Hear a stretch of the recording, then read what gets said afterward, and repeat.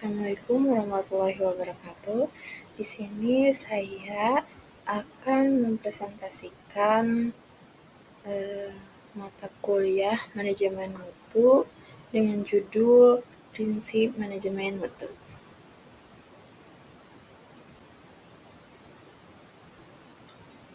Yang pertama itu ada pendahuluan.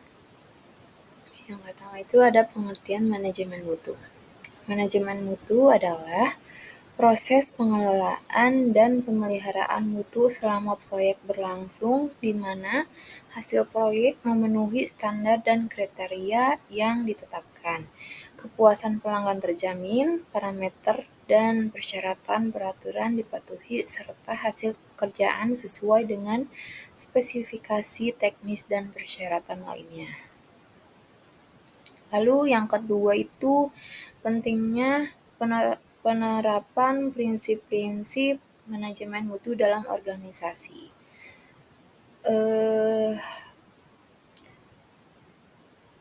Lalu ada tujuan presentasi ini, yaitu memahami 8 prinsip dasar manajemen mutu menurut ISO 9000. Prinsip-prinsip di sini itu kan ada 8. Yang pertama itu ada fokus pelanggan atau customer focus. Yang kedua itu ada kepemimpinan atau leadership. Yang ketiga keterlibatan karyawan atau involvement of people. Yang keempat pendekatan proses atau proses approach. Yang kelima pendekatan sistem pada manajemen. Yang keenam perbaikan berkelanjutan, yang ketujuh pendekatan fakta pada pengambilan keputusan, lalu yang terakhir hubungan pemasok yang saling menguntungkan. Nah, prinsip yang pertama itu adalah fokus pelanggan. Fokus pelanggan di sini itu yaitu pelanggan secara umumnya diartikan orang yang membeli atau menggunakan barang atau jasa secara tetap. Jadi organisasi tergantung pada pelanggannya, kebutuhan dan harapan pelanggan harus dipahami dan dipenuhi, kepuasan pelanggan sebagai indikator utama keberhasilan mutu. Lalu yang kedua itu ada prinsip kepemimpinan atau leadership. Kepemimpinan itu diartikan sebagai kemampuan mempengaruhi secara pribadi dengan menggunakan komunikasi untuk mencapai tujuan tertentu. Pemimpin menetapkan tujuan dan arah organisasi, kepemimpinan efektif menciptakan lingkungan kerja yang kondusif, lalu keterlibatan penuh dari seluruh personel dimulai dari pemimpin. Lalu prinsip selanjutnya itu ketiga ya, keterlibatan karyawan.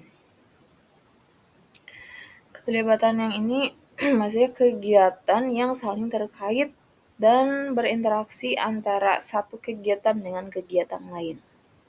Karyawan di semua tingkat adalah inti organisasi. Keterlibatan penuh meningkatkan kemampuan dan potensi mereka, dan kerja yang kolaboratif meningkatkan produktivitas. Lalu yang keempat itu pendekatan proses. Pendekatan proses ini dalam manajemen mutu itu manajemen yang menggunakan landasan IPO atau input process output. Jadi tidak hanya memastikan pada proses, tetapi juga memastikan pada komponen input ataupun output. Jadi aktivitas sebagai proses yang sangat terkait, pengelolaan proses secara efektif dan efisien, hasil yang lebih konsisten dan dapat diprediksi. Lalu yang kelima, pendekatan sistem pada manajemen. Menurut KBBI, sistem adalah perangkat unsur yang secara teratur saling berkaitan sehingga membentuk suatu totalitas. Sistem juga diartikan sebagai susunan yang teratur dari pandangan, teori, asas, dan sebagainya. Jadi tadi identifikasinya pemahaman dan pengelolaan proses sebagai sistem, kontribusi proses terhadap efektivitas tujuan organisasi. Lalu yang keenam itu ada perbaikan berkesinambungan atau berkelanjutan.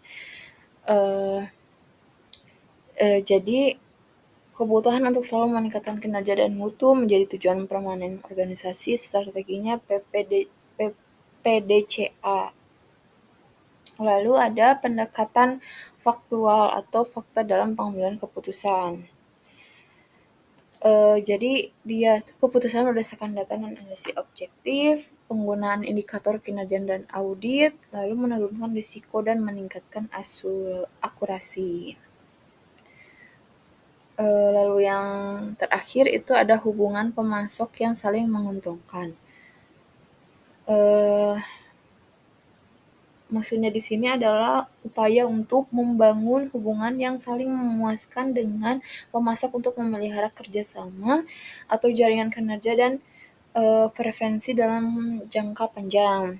Organisasi dan pemasok saling bergantung, hubungan yang saling menguntungkan, meningkatkan kemampuan menciptakan nilai kolaborasi jangka panjang.